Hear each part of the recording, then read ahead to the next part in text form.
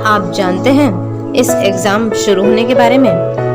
तो आइए हम आपको बताते हैं कि ये कौन सी एग्जाम है।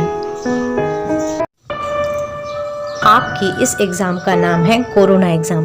जी हाँ, कोरोना एग्जाम। इस 58 दिन के लॉकडाउन खत्म होने के बाद मिली छूट से जहां लोग बाहर निकलने को बेताब हैं, वहीं हमें पहले से अधिक सावधानी रखने की जरूरत है, एहतियात बरतने की जरूरत है। ये जानने की जरूरत है कि वो कौन सा ऐसा समूह है जो सबसे ज्यादा इस समय खतरे में है, यानी कि आपकी ट्यूशन टाइम खत्म और अब आपकी एग्जाम टाइम शुरू। क्या आप जानते हैं ऐसे कौन से समूह हैं जो कोरोना की चपेट में जल्द से जल्द ही आ सकते हैं? उच्च जोखिम समूह के लोग जल्द कोरोना के प्रभाव में आ सकते हैं। तो हमें ये जानने की जरूरत है कि आखिर वो उच्च जोखिम समूह यानी कि हाई रिस्क ग्रुप कौन सा है और इस हाई रिस्क ग्रुप के अंतर्गत कौन कौन से व्यक्ति आते हैं। तो चलिए इसी को हम जानने की कोशिश करते हैं। इस श्रेणी में सबसे पहले जो व्यक्ति आते हैं वो है 65 वर्ष और उससे अधिक आयु के व्यक्ति। इस श्रेणी में दूसरे नंबर पे आती हैं गर्भवती महिलाएं, वो भी हाई रिस्क ग्रुप के अंतर्गत ही आती हैं। तीसरे नंबर पे आते हैं 10 साल से कम उम्र के बच्चे।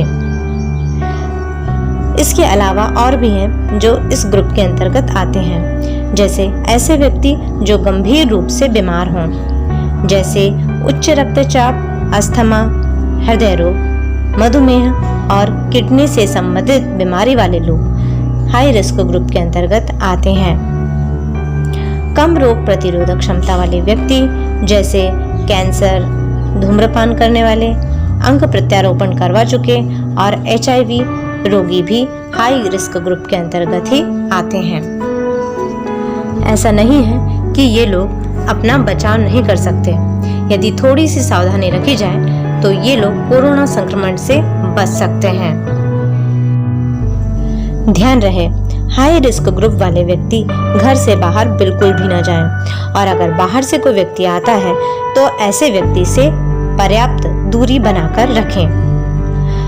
घर पर हाई रिस्क ग्रुप वाले व्यक्ति अपने भोजन संबंधी चीजों का पर्याप्त ध्यान रखें, पौष्टिक आहार लें और भोजन से पहले और शौच के बाद साबुन से अच्छी तरह से हाथ साफ करें। हाई रिस्क समूह में यदि सर्दी, जुखाम, बुखार या सांस लेने में तकलीफ जैसे कोई भी लक्षण दिखाई दें तो तत्काल चिकित्सक से परामर्श लें। इनकी वर्तमान बीमारी का इलाज विशेषज्ञ की सलाह पर ही करें। अगर ये घर में रहते हैं तो घर में हल्के फुल्के व्यायाम, योग, प्राणायाम और ध्यान आदि अवश्य रूप से करें। घर के सदस्य खांसते या छींकते समय रुमाल अथवा गमछे का उपयोग करें। जब आवश्यक हो तो निर्देशानुसार मास्क का उपयोग भी आवश्यक रूप से करें। वैसे तो घर से बाहर बिल्कुल भी ना जाएं, पर बहुत जरूरी हो तभी घर से बाहर जाएं और अगर जाएं भी तो पर्याप्त सोशल डिस्टेंसिंग बनाए रखें। बाहर जाने पर आरोग्य सेतु ऐप का उपयोग आवश्यक रूप से करें, क्योंकि ये लड़ाई एक की नहीं बल्कि हम सबकी है और इसे हम सभी मिलकर ही जीत सकते हैं। माननीय मोदी जी के लगाए इस लॉकडाउन में हम कोरोना से संबंधित पर्याप्त जानकारी प्राप्त कर चुके हैं, यानी कि हमारी ट्यूशन खत्म हो चुकी है और हमारी एग्जाम टाइम शुरू हो चुकी है। अगर आने वाले 2 महीने में भी हम सतर्कता रखते हैं, सावधानी रखते हैं, तो निश्चित रूप से हम कोरोना को मात दे सकते हैं। कोरोना को हम यहीं पर स्टॉप कर सकते हैं, लेकिन एक अनुशासित, निश्चित, संयमित और नियोजित दिनचर्या के साथ। और इस दुनिया को इस जानलेवा घातक महामारी से छुटकारा दिला सकते हैं।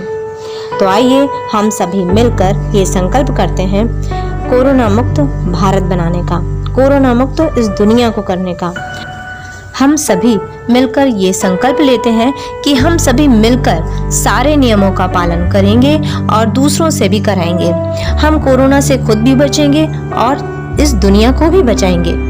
हम आने वाली पीढ़ी को एक प्रदूषण रहित, एक साफ सुथरी दुनिया देंगे।